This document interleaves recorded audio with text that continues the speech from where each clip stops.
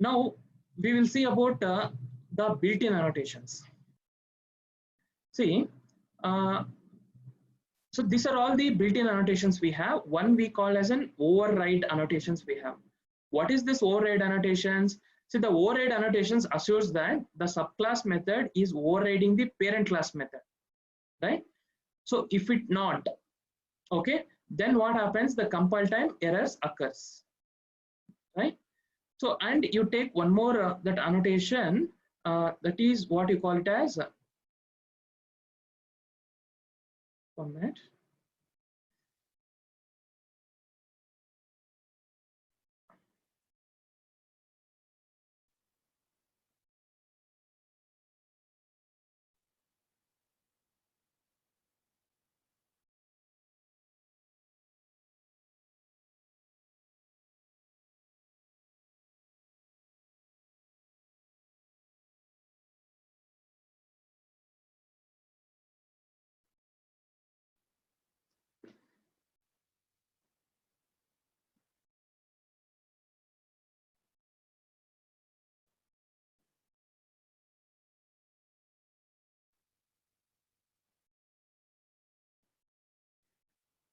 See, when you take a built-in annotations, right, there are 3 built-in annotations we have, right?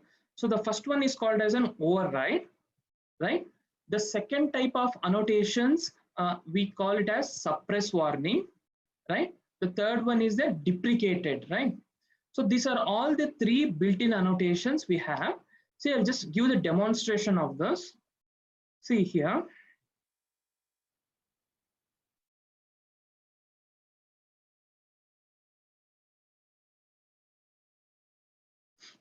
See here, first type of annotation.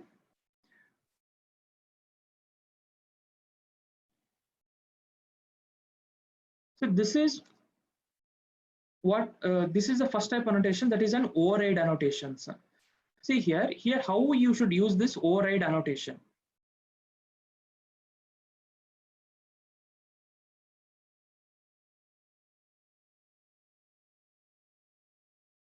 How to use this override annotation? See, first you should understand about what is overriding. See, what is overriding? See, when you have a superclass and subclass. See, this is a superclass here. I have named this as a superclass as animal, and I have taken one more superclass called as dog. Right? Now, what happens here? Right? I have one method called as eat something. This is a method. So I have one more method called as eat something. Right? Now, what the overriding concept says that the method which you have defined in the derived class, the same method which you have derived in the superclass, defined in the superclass. So when an object of this derived class is being created, okay, so object of this derived class has been created, then it will call the derived class method, right, instead of calling the superclass method, right? Now what happens here?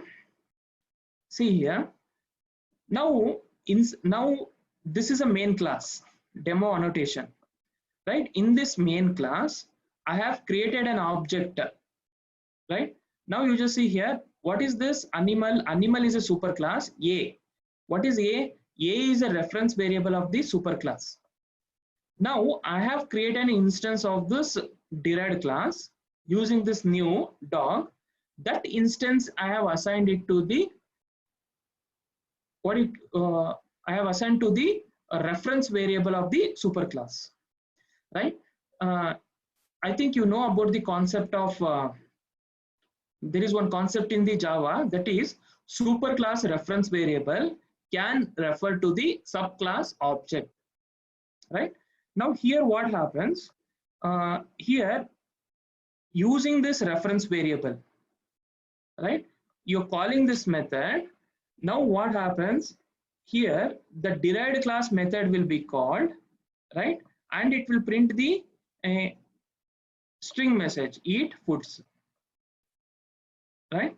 Now what happens here? Here, in this case, what happens?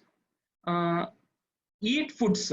See, suppose this, if I'm going to run this particular program, what happens? See, if I'm going to run, you just see this, you are going to print this particular string message, eat foods. This will be printed, right? Now what happens? Now what happens here? Suppose that if I am going to see here in both the classes we have the same method, right? But thing is that the implementation should be different here, right? This superclass method implementation is different and subclass implementation is different, right? Now what happens? I'm going to do one small mistake here. That is, if you do some mistake here, what happens? See, when I'm going to run this program, here you just see eat something, that is the superclass method is being called, right? Here what I can say is that overriding failure, it is overriding failure, but my main objective is that to implement overriding here. But here what happens, because of some mistake, see I am not able to, here capital S is there, I have given small s. So what happens when I create an object of derived class, instead of calling this this particular method, it has been called the superclass method. Yes or no? So this is what happens here. Now to avoid this, see, if I want to override it, see, suppose in order to remove that override failure, I am going to introduce one annotation, right? That is at the rate of override. This is what you call as a marker annotation. The marker annotation doesn't have any methods here, right? The marker annotation doesn't have any methods. Now here you just observe here what happens. Here you're going to show one message here. Method does not override or implement a method from a super type, right? You're going to get some error here. Now what happens here? See, when I create an object of derived class, when I use this object and call this method, now it will check that, right? This method is been, that is the derived class method is overriding the superclass method. Now it will check the signature here, eat something. Here, what I can do it here, if I give here what I'm going to do, here I'll give just a capital S, right? And here you just see that error has been corrected here, right? That message has gone, right? So this is how, this is the use of the override, right? Now the second one, the suppress warning, right? This is what you call as a singled value annotation, right? Which is having one arguments here. You just see here, this is built-in annotation, right? Now here, before, see, first you should understand when this particular suppress warning should be used. See here, you have a class called demo super warning. Okay, so I have a main method. Now inside the main method, I have created an array list. So this is an inbuilt class here. This is an inbuilt class. Now, what is this array list? This is an container, right? Which holds the heterogeneous objects, right? Now you just see here, if I'm going to give the integer, integer, what happens? The program code get an error. See, now if I am going to do it as a string,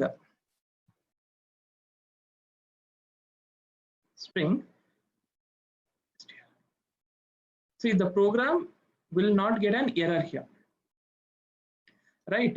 Now what happens here? So here I am going to create an object here, object of this array list. Then using this object, I'll add 4 elements, 4 names. I'll add it here, right? And here using this for loop, I am going to display these 4 names. But what happens here? Here I am not going to display any type here. When I'm not going to display either integer or a string, the warning message will be generated, right? The warning message, right? Now I want to suppress the warning, right? Whatever the warnings I'm going to get, I wanted to suppress that warning. Means what I can do it here, I can use this suppress warning annotation, and I'll pass one argument as unchecked. Now what happens? So here I have not specified the type, but if I am giving this unchecked here, so it will not display the warning message. See here, when I execute this,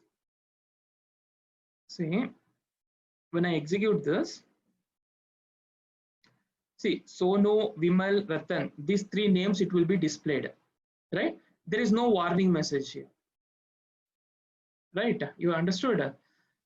So the main usage of this suppress warning, right? To, what do you say that? To avoid the warning messages. The compiler that is going to generate a warning messages, right? So those type of warning message, you can take it out by using the suppress warning unchecked, right? Now see here, there is one more what you call is as a duplicated annotation here. See, what is this duplicated annotation? See, I think this is one of the common what do you say that, a duplicated annotation. See, what happens when you're going to get this duplication messages from the compiler? See what happens there. So for example, you see you're going to use the scanner in equals to new scanner, that in dot nextInt, right? What is the use of this particular method nextInt? To accept the integer value from the keyboard, right? Now before using this, you have one more method here, previously defined versions of JDK, right? That is data input stream in equals to, you're going to use this data input stream, right? So how you're going to use the data input stream? Buffer reader in equals to new buffer reader new data input stream, you're going to pass system.in, right? Using that in dot read line, right? In dot read line, again this particular in dot read line, you will get overline there, one underline you're going to get, overline you're going to get, right? So what does that indicate? See, in the recent versions of Java, so these methods is been duplicated. It means that these methods are no longer used. So see, it doesn't mean that you should not use it. You can use it, but it is not suggested to use it, right? Here you just see example. I'll show you how to generate an user-defined duplication, right? Here you see here. See, I have one method here, m. So I have one more method. Here, that is n. This is m method and this is n method. Now what happens here? These two methods is there. You think this is a new method m, this is a old method n, right? See, it is simple here. I have a class A. In this class, I created two methods, m and n. So I am going to create I have one more main class. From that main class, I'm going to create an object A. Using that A, I'll call the M. Using that A, I'll call the N. Right? Yes or no? When I execute this, you will get this value, hello M and hello N, no problem. But what happened in the olden, see, suppose that if I want to duplicate this method or this method, you think this N method is an old method. Now it is no longer used. So what I am going to do, I'll just use this at the rate of duplicated. At the rate of duplicated, then what I'm going to do it here, I'll use this duplicated, then I'm going to duplicate this method. It means that this particular method is no longer used. It has become an old method, right? Now you just see here, now you're going to get this overline N. Now, and one more thing you just see here, the same, when I create an object of this class and call this method M, because this is a new method, no problem. But when you call this method, you will get an overline symbol there, right? What is the indication of that? It means that, so this method is no longer used. You are suggested that you should not use this method, but if you're using, no problem. See here, in both the case, you'll get the output here, hello M and hello N, right? So these are the three inbuilt annotations we have.